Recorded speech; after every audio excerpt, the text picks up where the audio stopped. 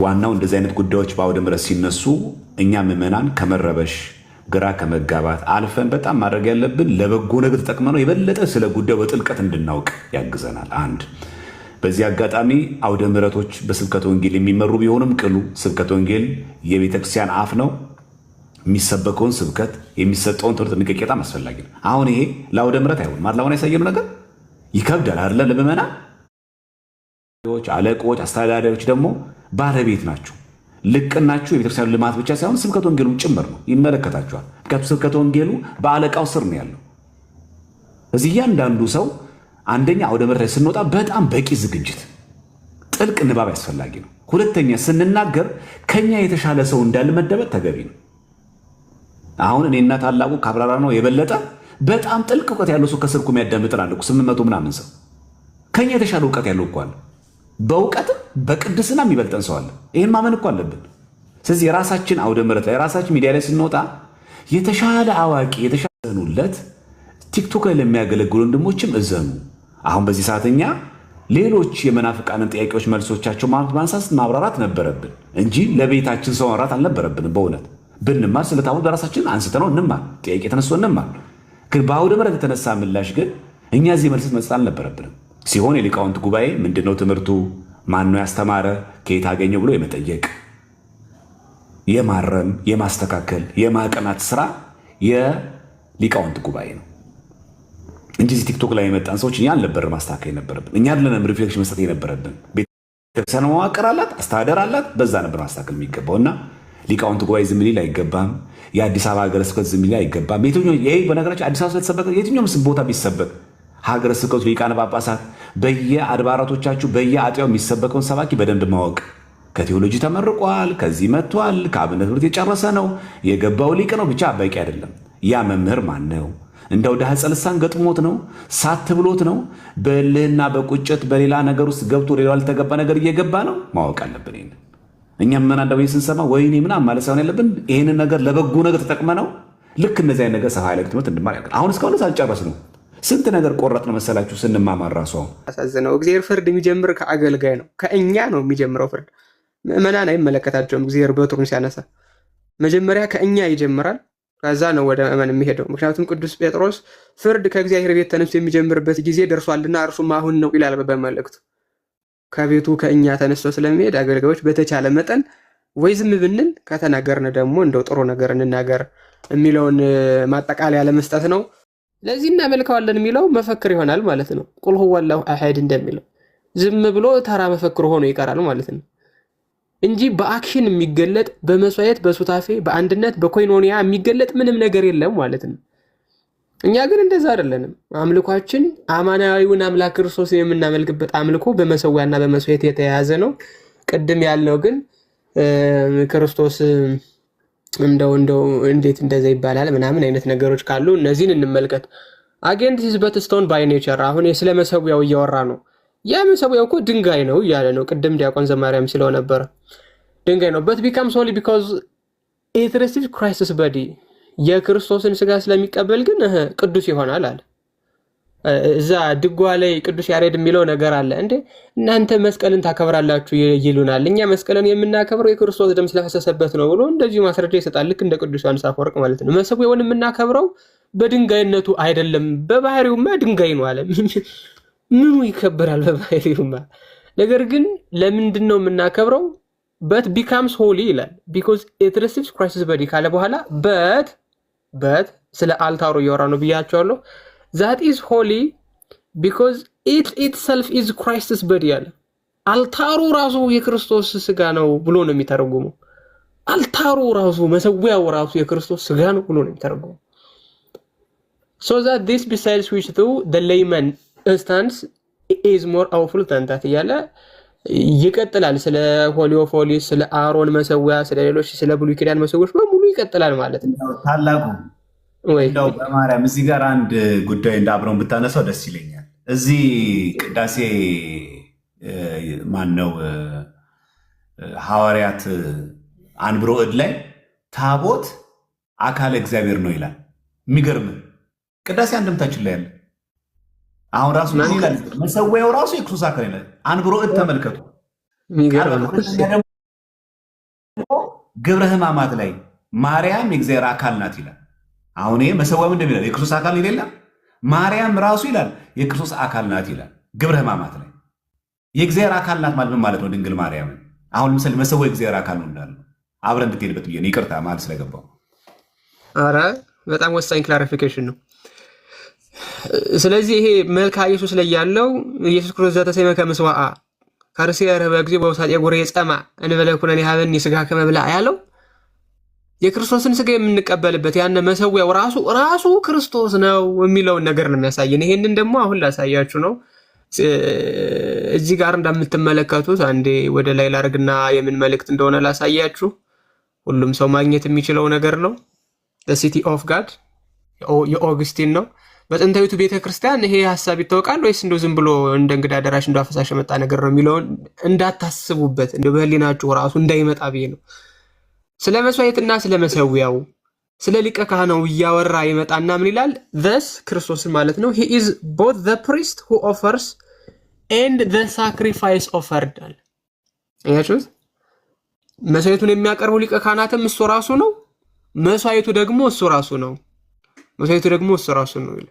ከዛ ይህንን ሳብራላ and he designed that there should be a daily sign of this in the sacrifice of the church which being his body learns to offer herself through him።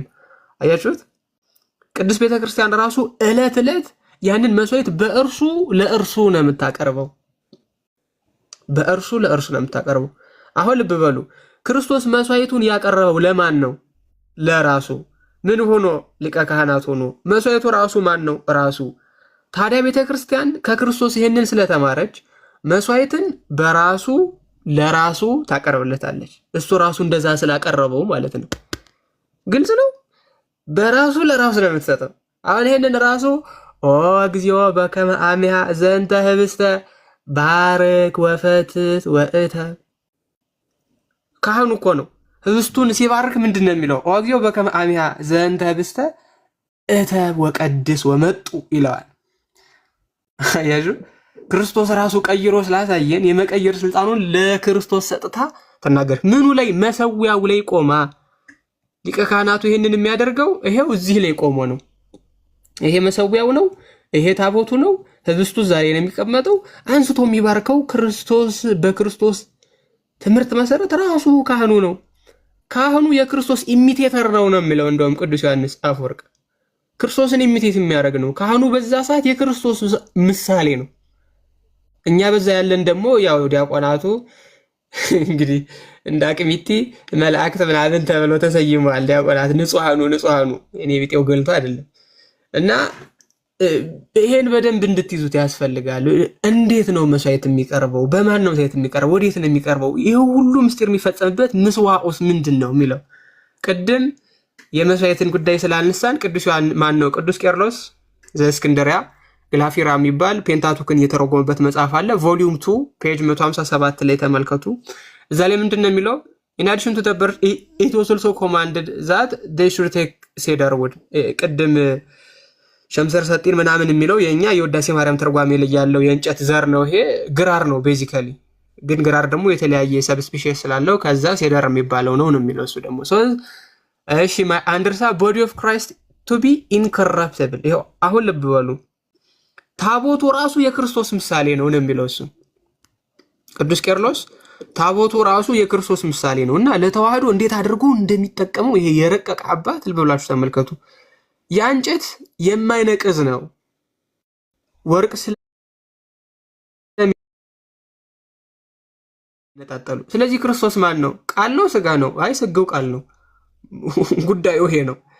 ይህንን ሲያስረዳ የማይነቅዘው እንጨት ቦዲ ኦፍ ክራይስት አለ።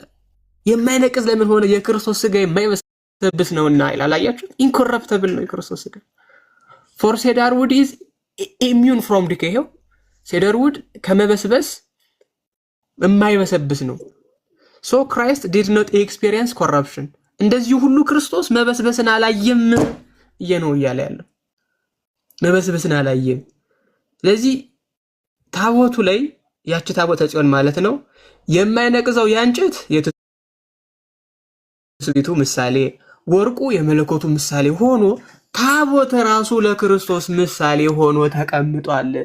ጥንታዊ የተዋህዶ ምሳሌ ነው ራሱ ማለት ነው። ታቦት ለእመቤታችን ምሳሌ ነው። ታቦት ለእኛ ምሳሌ ነው። ታቦት ለቤተክርስቲያን ምሳሌ ነው። ታቦት ለክርስቶስ ለራሱ ምሳሌ ነው። ስለዚህ መልክአ ኢየሱስ ላይ መጥቶ ዘተሰሜ ከምስዋ ጠረጴዛ የመስዋ የሚሉ እንደዚህ አይነት ንግግሮች ጥንታዊቱ ቤተክርስቲያን የምታውቃቸው ኤክስፔሪንስ የምታደርጋቸው ዕለት ዕለት ትጠቀምባቸው የነበሩ ኤክስፕሬሽኖች ናቸው ማለት ነው። ስለዚህ አንድ ሰው ነገረ መለኮታዊ ነገሮችን ሲያወራ ነገረ መለኮታዊ ኮንክሉዥኖችን ድራይቭ ሲያደርግ አንደኛ ኮንቴክስት ግልጽ ማድረግ መቻል አለበት። ታቦት በዚህ በዚህ በዚህ በዚህ እንዲህ እንዲህ አይባልም፣ በእንዲህ እንዲህ ግን ይባላል ብሎ ክሊርሊ ዲማርኬሽን ላይን ማስቀመጥ አለበት እንጂ ዝም ብለህ ወጣ ይሄ የአጋንንት ትምህርት ነው ኧረ ነውር ነው እኮ እንዲሁ አይባልም። ቤተክርስቲያን መቀለጃ እኮ አይደለች። ምስጢር የሚራቀቅባት፣ ብሉይ ከሐዲስ የሚስማማባት፣ መጽሐፈ ሊቃውንት የሚተነተንባት፣ ቅኔ የሚወርድባት፣ ሰማያዊ ሀብት የሚዘንብባት ያቺ አውደ ምሕረት እንዲህ መቀለጃ ሆና ማየት ራሱ ሞት ነው ለእኛ ለክርስቲያኖች፣ እንደው እግዚአብሔር በሚያውቀው ማለት ነው። ምስጢር እየተዋደደ መጽሐፍት እየተስማሙ ስንት ቃለ እግዚአብሔር ልንሰማ ስንሄድ እንደ ቅዱስ ቁርባንን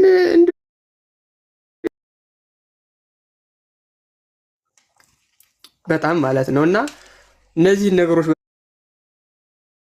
በደንብ እንድታስቡባቸው እግዚአብሔር ቢሆንም እንደው እንዳናሳዝነው በማወቅም ይሁን ባለማወቅ ዝም ብለን አንዳንድ ማይሆኑ ማይባሉ ነገሮችን ተናገረን እግዚአብሔር እንዳናሳዝነው። እግዚአብሔር ፍርድ የሚጀምር ከአገልጋይ ነው፣ ከእኛ ነው የሚጀምረው ፍርድ።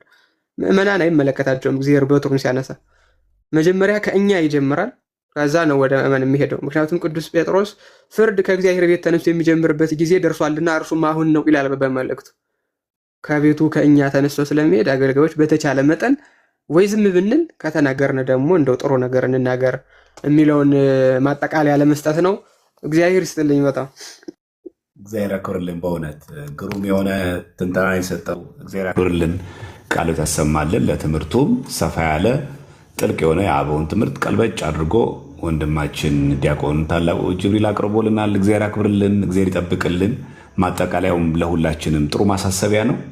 እግዚአብሔር ከፈቀደ ደግሞ ወይ ነገ በአሃት ቤተክርስቲያናት ታቦት እንደሚመስል በአሃት ብቻ ሳይሆን በዚህ ደግሞ ዘወትር ስተይ ባይብል በተባለ በዚህ መጽሐፍ ደግሞ ታቦት ለእመቤታችን ታቦት ለክርስቶስ ተነግሮ የተጻፈበት አለ። ቅድም ወንድማችን ታላቁም የገለጸው ዕብራውያን 13:10 ላይ ያለው ብነ ምስዋ መሰዊያ ያለን የሚለውን አልተር ብሎ በምስራቅ ኦርቶዶክሶች የመጽሐፍ ቅዱስ ማብራሪያ የሆነው ይሄኛው ዘወትር ስተይ ባይብል ላይም እንመለከተዋለን። ስለዚህ በአሃት የምናውቀው እናያለን፣ በኦሪየንታል በኢስተርን ኦርቶዶክሶችም ጭምር እንመለከተዋለን። ኢንዴብዝ ማለት ነው፣ በጥልቀት እናየዋለን። እግዚአብሔር የነገ ሰዎች ይበለን፣ ከምንማረው ትምህርት የምንጠቀም ያድርገን።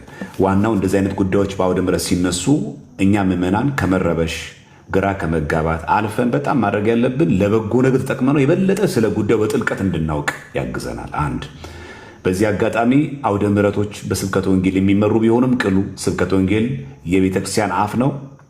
የሚሰበከውን ስብከት የሚሰጠውን ትምህርት ጥንቃቄ በጣም አስፈላጊ ነው። አሁን ይሄ ለአውደ ምሕረት አይሆንም። አሁን ያሳየነው ነገር ይከብዳል አይደለ? ለምዕመናን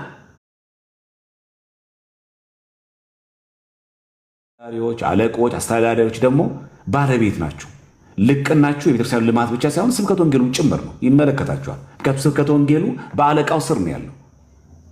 እዚህ እያንዳንዱ ሰው አንደኛ አውደ ምሕረት ስንወጣ በጣም በቂ ዝግጅት፣ ጥልቅ ንባብ ያስፈላጊ ነው። ሁለተኛ ስንናገር ከኛ የተሻለ ሰው እንዳልመደበት ተገቢ ነው።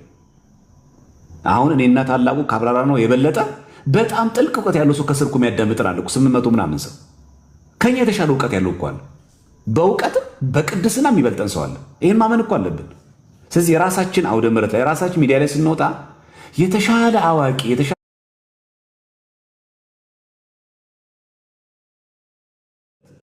እዘኑለት። ቲክቶክ ላይ ለሚያገለግሉ ወንድሞችም እዘኑ። አሁን በዚህ ሰዓተኛ ሌሎች የመናፍቃንን ጥያቄዎች መልሶቻቸው ማንሳት ማብራራት ነበረብን እንጂ ለቤታችን ሰው ማብራራት አልነበረብንም። በእውነት ብንማር ስለ ታቦት በራሳችን አንስተነው እንማር፣ ጥያቄ ተነስቶ እንማር። ግን በአውደ ምሕረት የተነሳ ምላሽ ግን እኛ እዚህ መልስ መስጠት አልነበረብንም። ሲሆን የሊቃውንት ጉባኤ ምንድነው ትምህርቱ፣ ማነው ያስተማረ፣ ከየት አገኘው ብሎ የመጠየቅ የማረም የማስተካከል የማቅናት ስራ የሊቃውንት ጉባኤ ነው እንጂ ቲክቶክ ላይ የመጣን ሰዎች እኛ አልነበረ ማስተካከል የነበረብን። እኛ አይደለንም ሪፍሌክሽን መስጠት የነበረብን። ቤተክርስቲያን መዋቅር አላት፣ አስተዳደር አላት። በዛ ነበር ማስተካከል የሚገባው እና ሊቃውንት ጉባኤ ዝም ሊል አይገባም። የአዲስ አበባ ሀገረ ስብከት ዝም ሊል አይገባም። ይሄ በነገራችን አዲስ አበባ ስለተሰበከ የትኛውም ቦታ ቢሰበክ ሀገረ ስብከቱ ሊቃነ ጳጳሳት በየአድባራቶቻችሁ በየአጥያው የሚሰበከውን ሰባኪ በደንብ ማወቅ። ከቴዎሎጂ ተመርቋል፣ ከዚህ መጥቷል፣ ከአብነት ትምህርት የጨረሰ ነው፣ የገባው ሊቅ ነው፣ ብቻ በቂ አይደለም። ያ መምህር ማን ነው? እንደው ዳህፀ ልሳን ገጥሞት ነው? ሳት ብሎት ነው? በእልህና በቁጭት በሌላ ነገር ውስጥ ገብቶ ሌላ ያልተገባ ነገር እየገባ ነው? ማወቅ አለብን። ይሄን እኛም ምን አንደው ስንሰማ ወይኔ ምናምን ማለት ሳይሆን ያለብን ይህንን ነገር ለበጎ ነገር ተጠቅመ ነው። ልክ እንደዚህ አይነት ነገር ሰፋ ያለ ትምህርት እንድማር ያደርጋል። አሁን እስካሁን ሳልጨረስ ነው ስንት ነገር ቆረጥ ነው መሰላችሁ? ስንማማር ራሱ አሁን ቶሎ ቶሎ እያልን እናንተ እንዳይሰለቻችሁ ተብሎ ስንት ነገር ይቆረጣል። ሁሉ ነገር መቅረብ አይቻል። ለምን? እንዳይጸን እንዳይከብድባችሁ፣ እንደው አንዳንዶቹ ሸክም እንዳይሆን ይደረጋል ማለት። ስለዚህ ቢያንስ በተቻለ መጠን እንደዛ ማድረግ ጥሩ ነው እና እኔ ለሰዎች የምመክረው ይሄን እዚያ ነገሮች ችግር ሲፈጠሩ እንደ በጎ አጋጣሚ እንጠቀመውና ለራሳችን ደግሞ ትምህርት ምንማርበት ያድርግልን። እዚህ ነገ በአሃታ ቤተክርስቲያናትም በእኛም ምናልባት ደግሞ የቀሩ ሀሳቦች ካሉ እናነሳቸዋለን። አሁን በተሰጠነው ትምህርት ላይ ያልገባው ጥያቄ፣ ግልጽ ያልሆነ ያልተብራራ ነገር ካለ አቅርቡና አሁን የምንመልሰው መልስ ከሆነ አሁን እንመልሳለን። ሰፋ ያለና ድጋሚ ነገ ደግሞ ቀርበን ትምህርት መስጠት የሚገባን ጉዳይ ከሆነ ደግሞ ነገ ድጋሚ እናየዋለን ማለት ነው። ኮመንት ልክፈትላችሁና እንደዛ ማድረግ እንችላላችሁ። ስላስተማረን ጊዜ ብላክ ስሙ የተመሰገነ ይሁን።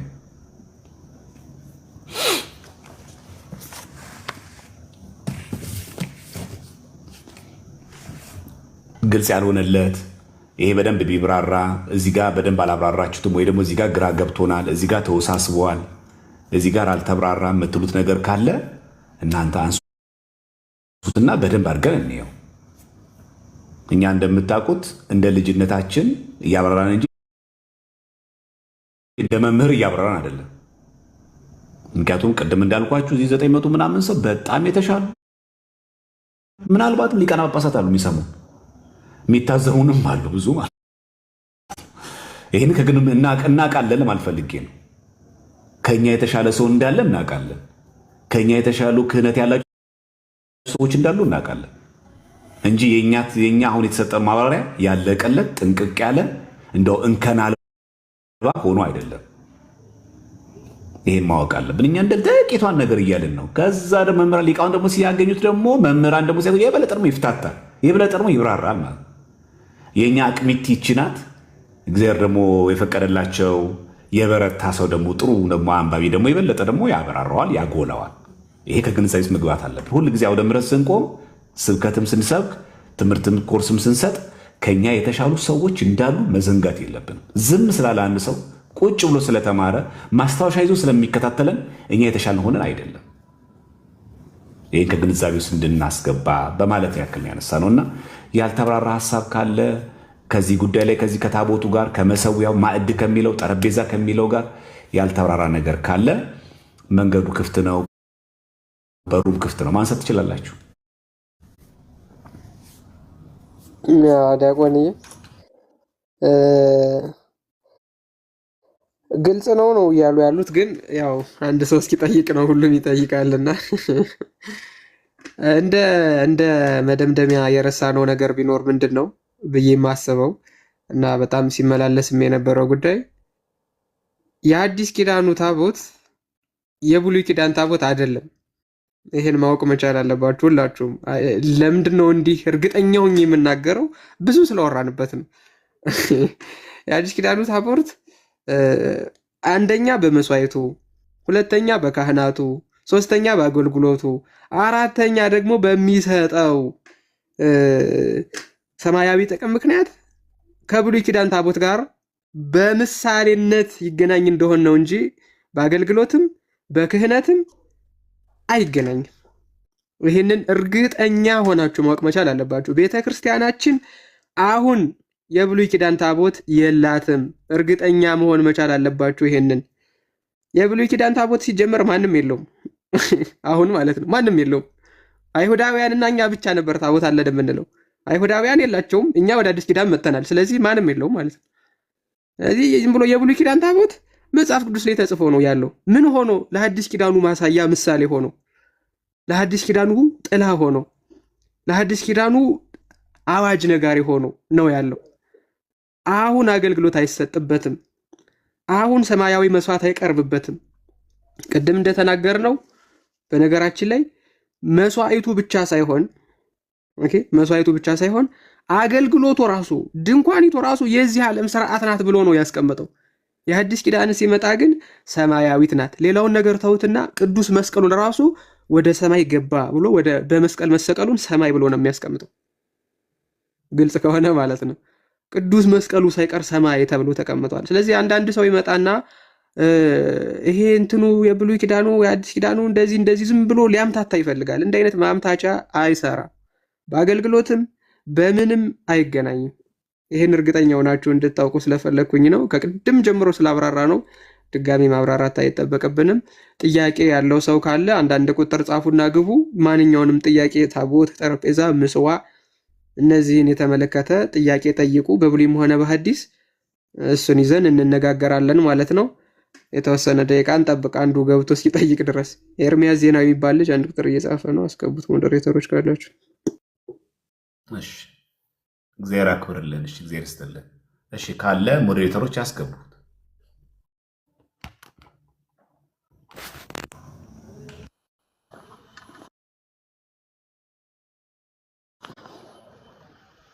እንዴት ነህ ኤርሚያስ? ደህና ነህ ወይ?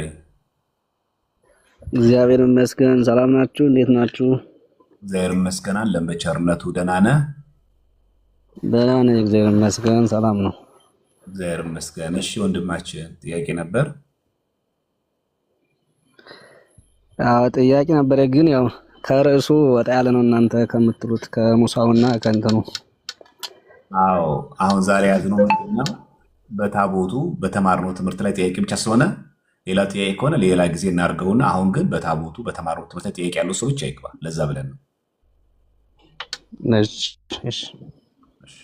ያው እሺ በነገራችን ላይ በጣም ማወቅ የሚገባው ነገር ምንድን ነው? ታቦት በብሉይ ታቦት በሐዲስ በደንብ አክቶ ማወቅ አስፈላጊ ነው። በብሉይ ኪዳን ቅድስተ ቅዱሳን ውስጥ መቅደስ የሚቀመጠው፣ በሐዲስ ኪዳንም በቅድስተ ቅዱሳን የሚቀመጠው። ልዩነቱ ምንድን ነው? በአገልግሎት። ያ በዓመት አንዴ የበግ መስዋዕት፣ ይሄ ደግሞ በየዕለቱ የሚሰዋው የክርስቶስ ሥጋና ደም። ያ ጥላ፣ ይሄኛው አካል። አያችሁ፣ መሰረታዊው በአገልግሎት በቅርጽም ጭምር። የብሉይ ኪዳን ታቦት ስንት ሰው እንደሚይዘው ስንት ካህናት እንደሚይዙት እናውቃለን፣ በቅርጽ። አሁን በአዲስ ያለው ተመልከቱት። ስለዚህ በአገልግሎትም በቅርጽም በሚሰጡት ጸጋም ጭምር ያ በየዓመቱ መሰዋትን ይጠይቃል። አይ በቃ አንዴ እኮ በግ ፈሷል በዚህ ዓመት የሚቀጥለው ዓመት አያስፈልግም አይባልም። ካቻ አምና ነበር አይባልም። በየዓመቱ ያስፈልገዋል። ይሄ ግን በየዓመቱ የማያስፈልገው አንድ የተሰዋ ለዘላለም ያገለግላል። በዛ ላይ ደግሞ በብሉይ ኪዳን ዘመን ላይ ሆነ በሐዲስ ላይ ቁም እንደምንለው ቅድም በቅዳሴ ማርያም ላይ ወንድማችን እንዳሰማን ኦ እግዚኦ በከመ አሜሃ ዘንተ ህብስተ፣ እንደዚያሽ ቀን አድርገህ፣ እንዴት እንደ ዕለተ ዓርብ አድርገህ ይህንን ህብስት አድርግልን። ኦ እግዚኦ በከመ አሜሃ፣ እንደዛችኛዋ እንደ ዕለተ ዓርብ አድርገህ ይህንን ጽዋ ቀድስ ወመጡ አቀብለን። እንዴት እንደዛችኛዋ በከመ አሜሃ ነው፣ እንደዛችኛዋ ቀን አድርገህ። በብሉይ ኪዳን ዘመን እንደዚህ አለ። እባክህን ዛሬ ያስገባሁትን የበግ ጠቦት እንደ ዛሬ ዓመት አድርገህ የባለፈው አይደለም የሚል። ስለዚህ በአገልግሎቱ በሚሰጠው ጸጋ፣ ሁለተኛ ደግሞ በአሰራሩም በቅርጹ ይለያያል። ታቦት ተሸዋል እያልን አይደለም። መሰዊያ አለን፣ ታቦት አለን። ዛሬ የተሻረው ምንድን ነው? መስዋዕቱ ምንድነው? መስዋዕቱ የበግ የፍሪዳ መስዋዕቱ ተሽሯል። መሰዊያው ግን ዛሬም አለ። የምንሰዋው ግን የበግና ፍሪዳ አይደለም። ከዚህ ብሉይ ኪዳን በተመለከተ ከዚህ ቀደም እንዳለው ሶስት ነገር መርሳት የለብንም። ብሉይ ኪዳን እንዳለ የተሸጋገሩ አሉ። ለምሳሌ አስርቱ ትእዛዛት ዛሬም አልተሻሩ። እናትና አባትን አክብር ዛሬም አለ። ከኔ በቀር ሌላ አምላክ አታምልክ ዛሬም ይሰራል። በአዲስ ኪዳን ግን እኮ ጠቅሶ ኦሪት ዘጸአት ምዕራፍ 20 ላይ አይታቸዋል። ስለዚህ እንዳለ የተሻሻሩ የተሸጋገሩ ህጎች አሉ። ሁለተኛ ማሻሻያ የተደረገባቸው ደግሞ አሉ። አይን ለአይን ጥርስ ለጥርስ እኔ ገላቸዋለሁ፣ ግራህን ለሚያጣ ቀኝህን ስጥ። ማሻሻያ የተደረገባቸው። ሶስተኛ የተሻሩ የበግ የፍሪዳ ቅድም ቅዳሴ ማርያም ላይ እንዳየነው መስዋዕት የለም። አማናዊው የክርስቶስ መስዋዕተ ወንጌል ስጋው ደግሞ ስለተፈተተ አለቅ። ስለዚህ ብሉይ ኪዳን በተመለከተ እንዳለ የተሸጋገሩ አሉ፣ እንዳለ ደግሞ የተሻሩ አሉ፣ እንዳለ ደግሞ ማሻሻያ ተደረገባቸው ደግሞ የተሸጋገሩ ደግሞ አሉ እንጂ እንዳለ ተሽሯል፣ እንዳለ አልተሻረም፣ እንዳለ ዝም ብሎ ተቀምጧል ምንለው አይደለም። ብጥር ንጥር አድርገን ምናውቅ ምናስተምር ኦርቶዶክሳውያን ክርስቲያን መሆናችን እንዳትዘነጉ ነው። እሺ ማህታዊ ቀጥል።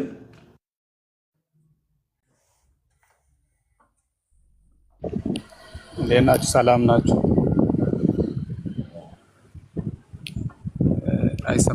አይሰማም ድምፅ ይሰማል? ኦኬ። ስለ ትምህርቱ በጣም እናመሰግናለን፣ ያለውን ነገር ስላጠራችሁልን። ያው እኛ ብዙ ሙቀት ያለን ሰዎች ሊኖር ይችላል እና እንደዚህ አይነት ነገር ስንሰማ ትንሽ ግር ሊሆን ይችላል። ለሁሉም ስለ ትምህርቱ እናመሰግናለን። አሁን ግን ካየሁት ከኦሪት ስርዓቱ ከታቦት የኦሪት ታቦት ጋር በተያያዘ በራሴ ምን ተገንዝቤያለሁ፣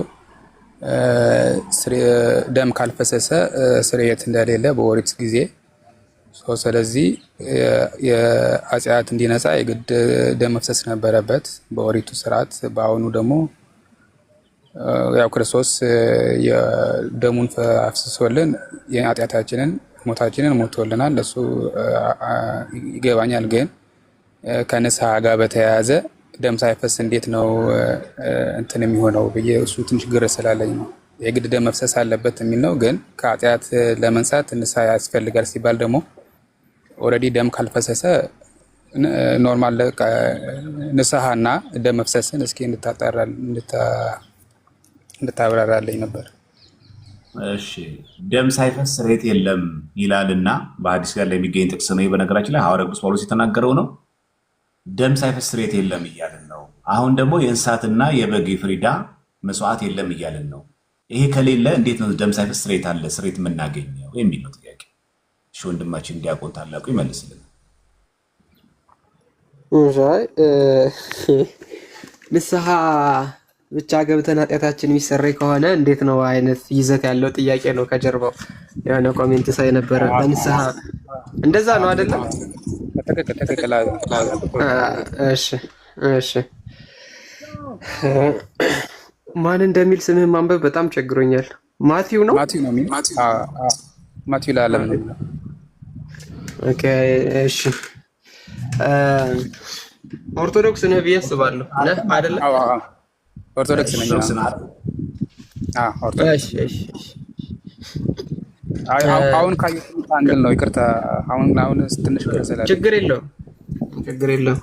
እሺ ንስሐ እና ስጋው ደግሞ ያላቸውን ትስስር ነው። ዲያቆን ዘማርያም እንዳለው ደም ሳይፈስ ስርየት የለም የሚለው ቅዱስ ጳውሎስ በዕብራውያን መልእክቱ ላይ ያስቀመጠው ቃል ነው።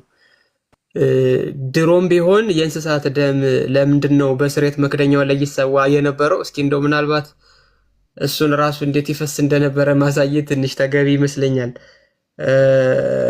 ለሚ ማውጣት ይሄኛውን ነገር አንዴ ቆይ፣ ከስርም ተመሳሳይ ጥያቄ ስለነበረ ማለት ነው። እሺ ኦኬ፣ ቪዲዮ አልከፈትኩም እንዴ? እሺ ይታያል አይደል ዲያቆኔ? በደንብ እሺ፣ በጣም ጥሩ። ይሄ የብሉይ ኪዳኑ ስርዓት ነው የምትመለከቱት። ይሄ የናሱ መሰዊያ ነው ምናምን ቅድም የተባለው መናው ምናምን እንዳለ ነው። እና ይቺ ታቦተ ጽዮን ናት። እና ይቺ ታቦተ ጽዮን በዚህም በዛም ልክ እንደ ሬክታንጉላር ሼፕ ያላት ናት። ከላዩ ላይ ሁለት ኪሩብ እንደዚህ ሆነው ተቀራርበው ተስለውበታል። እሱን ማየት ብንችል ጥሩ ነበር። እና ምንድነው ፖይንቱ? የፍየሉ ወይም የጥጃው ደም ሊቀ ካህኑ በዓመት አንድ ጊዜ ገብቶ የሚረጨው የስርየት መክደኛው ላይ ነው። የስርየት መክደኛው ላይ አንዴ ቆይ ሰርች አድርጌ ባሳይ የተሻለ ይመስለኛል።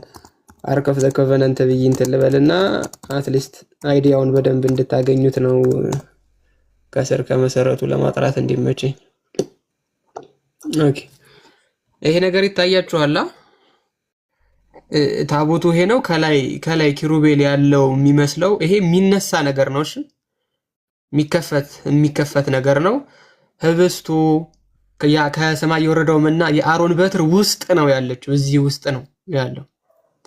እንተ ውስቴታ መናብ ህብስት ዘወረደም ሰማያት በቅዳሴ ጊዜ የሚባለው ህብስቱ ያለው እዚህ ውስጥ ነው። አንቲ ውእቱ መሶበ ወርቅ ንጹሕ እንተ ውስቴታ መናህው። ይሄ በእርግጥ ያው ውዳሴ ማርያም ላይ ያለ ነው። ግን ምንድነው ፖይንቱ? ያ ከሰማይ የወረደው ህብስት እዚህ ውስጥ ነው የሚገኘው። ሁለተኛ ደግሞ የአሮን በትር የምትገኘው እዚህ ውስጥ ነው። ስለዚህ ይሄ የሚነሳና የሚገጠም ነው ባጭሩ። እና ሊቀ ካህናቱ ደሙን ይዞ መጥቶ የሚረጨው እዚህ ላይ ነው። እንዲህ ይረጭበታል ማለት ነው። እየገባችሁ ነው? ሊቀ ካህናቱ ደሙን ይረጭበታል። ስለዚህ መስዋዕቱ ተቀባይነት ካገኘ መጀመሪያ ላይ በዚህ ላይ ፍየሉን አስቀምጦት ስለሚገባ ያ ሰዓት ከሰማይ መጥቶ ይበላዋል። ከሰማይ መጥቶ ከበላው ተቀባይነት ያገኘ ነው፣ ኃጢአታቸው ተሰርዮላቸዋል። ካልበላ ግን እንደገና ደግሞ ሌላ ዓመት ጠብቀው ይሰዋሉ ማለት ነው።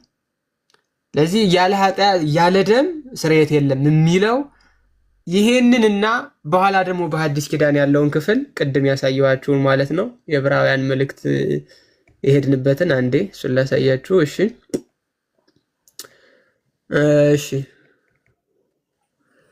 ይኸው መሰዊያ አለን፣ ከእርሱም ሊበሉ ድንኳኒቱን የሚያገለግሉ መብት የላችሁም ካለ በኋላ ሊቀ ካህናት ስለ ኃጢአት ወደ ቅድስት የእንስሶችን ደም ያቀርባልና ስጋቸው ግን ከሰፈሩ ውጭ ይቃጠላል። ስለዚህ ኢየሱስ ደግሞ በገዛ ደሙ ሕዝቡን እንዲቀድስ ከበር ውጭ ማለት ከከተማ ውጭ ማለት ነው መከራ ተቀበለ ይላል። አሁን ልብ ብለህ ተመልከት ማቴው። ድሮ ያ የሚፈሰው የእንስሳ ደም የሕዝቡን ኃጢአት ያስተሰርያል እያለ ነው። ያለ ደም ስርየት የለም የሚለውን ጽንሰ ሐሳብ ኦልሬዲ ስለያዝከው ብዬ ነው።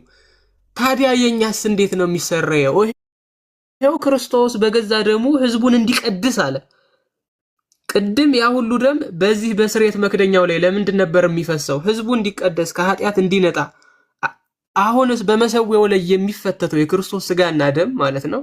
ቅድም ስናብራራ እንደነበረው ሊቀ ካህናቱ ወደ ውስጥ ገብቶ ቅዱስ ስጋና ክቡር ደሙን የሚፈትተው በክርስቶስ ሊቀ ክህነት ስር ነው። በክርስቶስ ሊቀ ክህነት ስር ነው። ስለዚህ ክርስቶስ አንዴ ወደ ቅድስት ገብቶ ለዘላለም መስዋዕት ስላቀረበ ያቺ ደም ዛሬም ቢሆን በሊቀ ካህናቱ እጅ ስለምትፈስ ሰው ንስሐ ሲገባ ኃጢአቱን ለካህን ይናዘዛል። ኃጢአቱ የሚሰረይለትና የሚጠፋለት ግን በቅዱስ ቁርባን ነው። ግልጽ ከሆነልህ ይሄንን በምን ምሳሌ አድርገህ ትይዘዋለህ መሰለ? ለምሳሌ አንተ ቤትህ ብዙ ቆሻሻ ሊኖር ይችላል። ልክ እንደገባህ እዚህ ጋር ሶፍት፣ እዛ ጋር ፌስታል፣ እዛ ጋር ሃይላንድ ምናምን ልታገኝ ትችላለህ። ንስሐ ዊል ቢ ላይክ እነዚህን ሁሉ ቆሻሻዎች ሰብስበህ በማዳበሪያ ማስቀመጥ ወይም ደግሞ በአንድ ቦታ ማድረግ። ቅዱስ ቁርባንስ በእሳት ለኩሰህ ማቃጠልና ድራሹን ማጥፋት ነው። ለዚህ ሰው ንስሐ ገብቶ ካልቆረበ ቆሻሻውን በአንድ ቦታ ያጠራቀመ ሰውን ይመስላል እንጂ የኃጢአት ስርየትን ያገኘ ሰውን አይመስል። የኃጢአት ስርየትን ታሰጣለች ተብላ የምትቀመጠው ለምንድን ነው? ነጽተን ስለምንገኝባት ወደ ቅዱስ ቁርባን ለመቅረብ መንጫ መታጠቢያ ስለሆነ። ይሄንን በሌላ ምሳሌ ላስረዳ። ወደ ሰርግ ቤት ብትሄድ ወይም ወደ ሆነ ድግስ ቤት ብትሄድ እዛ ድግስ ቤት በቃ እጅህን ታጥበህ ተሰነዳድተህ ዘጭ ብለህ ለብሰህ ሄደህ ሳትመገብ ብትመለስ የምትጠቀመው ነገር አለ? ማቴው ከድግሱ ሳትበላ ብትመለስ የምጠቀመው ነገር የለም። ያው እጅ ላይ የነበረው ቆሻሻ ሊለቅህ ይችላል፣ ወይ ልብስ መቀየርህ ምናምን ጥሩ ነገር ሊሆን ይችላል። ቤዚካሊ ግን ከድግሱ ስላልተሳተፍክ አንተ የድግሱ ተካፋይ አትባልም። ንስሐ ገብቶ የማይቆርብ ሰውም እንደዛ ነው። እጁን ታጥቦ የድግሱ ሰዓት ግን ዞር ብሎ የሚሄድ ሰው ነው። እጁን ይታጠባል ሊበላ፣ ከዛ ወደ ተደገሰበት ወደ ቅዱስ ቤተክርስቲያን ይሄዳል። የድግሱ ቦታ ስለሆነ በዛ ድግስ ቦታ ክርስቶስ ባለቤቱ አለ፣ አስተናጋጆቹ ካህናት አሉ፣ ይሄ በረኛ ሙሴው ዲያቆናቱ ምናምን አሉ፣ ተስተናጋጅ ምእመናን አሉ። ይሄ ሰው ንስሐ ገብቶ ታጥቦ በቃ ከድግሱ በላ ስትል ዞር ብሎ ከሄደ ምንም ከዛ ድግስ የሚጠቀመው ነገር የለም ማለት ነው። ስለዚህ ንስሐና ቅዱስ ቁርባንም በዚህ መልኩ የሚያዙ ናቸው። የኃጢአት ስርየት አሁንም በአዲስ ኪዳን የሚሰጠው በክርስቶስ ደም ነው። ከዛ ደም በመካፈል ነው እንጂ እንዲሁ ያለ ዋጋ በከንቱ አይደለም የሚለውን እንድትይዘው ነው። ካበዛው ይቅርታ። ቃሎት ያሰማል። ማቴው ግልጽ ነው። አመሰግናለሁ። ቃሎት ያሰማል።